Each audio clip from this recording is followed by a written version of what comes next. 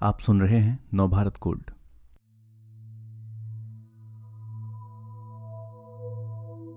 Underworld don Dawood Ibrahim और छोटा राजन के रिश्ते मुंबई बम ब्लास्ट के बाद से बदलते गए। दोनों एक दूसरे के जानी दुश्मन बन गए, लेकिन नहीं बदला तो दाऊद की बहन हसीना पारकर और राजन का रिश्ता। बहन और भाई के इस रिश्ते को दोनों ने बाद में भी निभाया। कितना गहरा था यह रिश्ता और किस तरह हसीना वसूली की दुनिया में उतरी, आपको बताएंगे हमारे क्राइम रिपोर्टर सुनील मेहरोत्रा के हवाले से। अपन छोटा राजन के गिरोह से बोल रहा है। बोले तो 3 पेटी 2 दिन में जमा करने का, नहीं तो तेरा ऊपर का टिकट कंफर्म। तू जानता नहीं मैं कौन हूँ? बिंदास जानता है अपन लोग कि तू कौन है।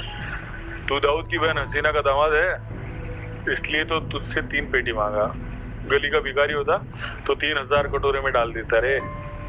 अब ज्यादा सांडपट्टी बतियाने का नहीं, पैसा लेकर मीरा रोड पर परसों दोपहर 2 बजे मिल। दाऊद की बहन हसीना पारकर के दामाद को किसी ने फोन पर धमकाया, वसूली की मोटी रकम मांगी। यह बात भला कहाँ छिपी रह सकती थी।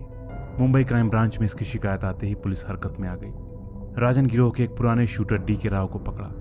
उससे कड़ी पूछताछ की तो राव ने कहा, साहब, राजन और कुछ भी करे, हसीना के दामाद से पैसे उगाही के लिए फोन नहीं करेगा। वो हसीना को बहन मानता है। इस कॉल के पीछे वह या उसके आदमी नहीं है। पुलिस को राव की बात पर एतबार नहीं हुआ। उसने फरीद तनाशा को पकड़ा। फरीद भी राजन गिरोह का आदमी था और कहा जाता है कि दाऊद को मारने के लिए 9 बार पाकिस्तान गया। पुलिस ने जब उससे पूछताछ की तो उसका कहना था, देखो साहब, जैसा आप लोग दाऊद को ढूंढ रहे हो, हम भी ढूंढ रहे हैं, बस पकड़ में नहीं आ रहा। हमें उसकी फैमिली से क्या लेना देना। हम लोगों के भी कुछ उसूल हैं, औरतों और उसके परिवार को हाथ नहीं लगाते। क्राइम ब्रांच को लगा कि फरीद सफेद झूठ बोल रहा है, इसलिए फरीद की हसीना के दामाद से बात कराई गई। लेकिन दामाद ने कहा कि वह आवाज नहीं है जिससे मुझे धमकियां मिली। इसके बाद पुलिस बताती है कि हसीना ने खुद छोटा राजन को फोन मिला दिया। क्या रे, हाँ, तू भूल गया तुझे राखी बांधा करती थी? अब तू पैसे के लिए मेरी ही बेटी का सुहाग उजाड़ेगा? देख बहन, तुझे जरूर कोई गलतफहमी हुई है। अपन का कोई आदमी ऐसी धमकी तुझे या तेरे परिवार के किसी इंसान को नहीं दे सकता। सबको पता है मैं तुझे कितना मानता हूँ। बहन मानता है राजन, बहन। वो पता चल रहा है कि तू कितना मानता है मुझे। ठीक है, तेरे आदमी फोन करके वसूली मांगते हैं, जान से मारने की धमकी देते हैं और तू मुझसे बहन बहन खेल रहा है। सुनो हसीना, राजन को राखी के धागे की कद्र पता है। अभी बोला ना तुमको, मेरा आदमी इस धमकी के पीछे नहीं हो सकता। मैंने राखी बंधवाई है, धोखा नहीं दे सकता। पुलिस भी हैरत में थी। 2 जाने दुश्मन के बीच राखी के धागों से अब भी कहीं न कहीं रिश्ता बचा हुआ था।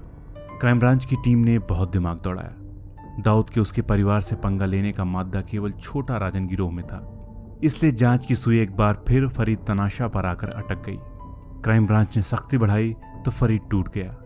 उसने कबूला, मैंने ही आवाज बदलकर धमकाया था साहब। करना पड़ता है, यह सब धंधा है। लेकिन साहब, मैंने इस बारे में राजन भाई को इत्तला नहीं किया था।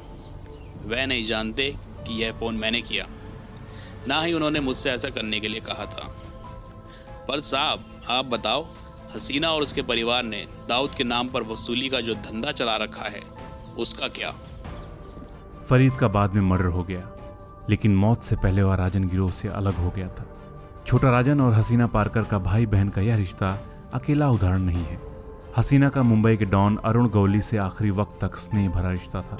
यह तब था जब हसीना के पति इब्राहिम कास्कर का कत्ल गौली के गिरोह ने करवाया था।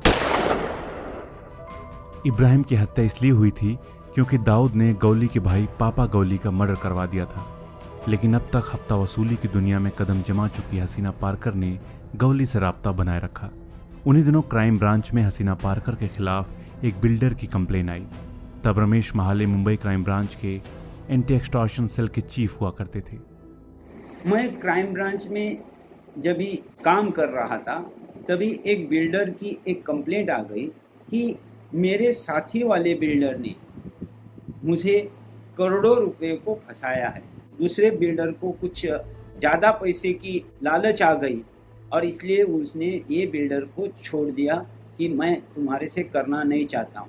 लेकिन तब तक वो बिल्डर ने करोड़ों रुपए खर्चा कर चुका था। जो कि ये बिल्डर को दे चुका था। ये मीटिंग हसीना अप्पा के घर में हुई और तभी ये हमारे कंप्लेनेंट बिल्डर को हसीना अप्पा के साथ वालों लड़कों ने उसको क्या कहा कि ये अभी करोड़ों रुपया तुम भूल जाओ। महाले के अनुसार चूंकि इस केस में हसीना का नाम आया था, लेकिन उसने बॉम्बे हाई कोर्ट से अग्रिम जमानत ले ली। लेकिन कोर्ट ने हसीना से यह भी कहा कि उसे क्राइम ब्रांच में लगातार 15 दिन हाजिरी देनी है। महाले और उनकी टीम ने लगातार 15 दिन तक हसीना से पूछताछ की, जिस दौरान उसने बताया कि कैसे वह इस धंधे में उतरी।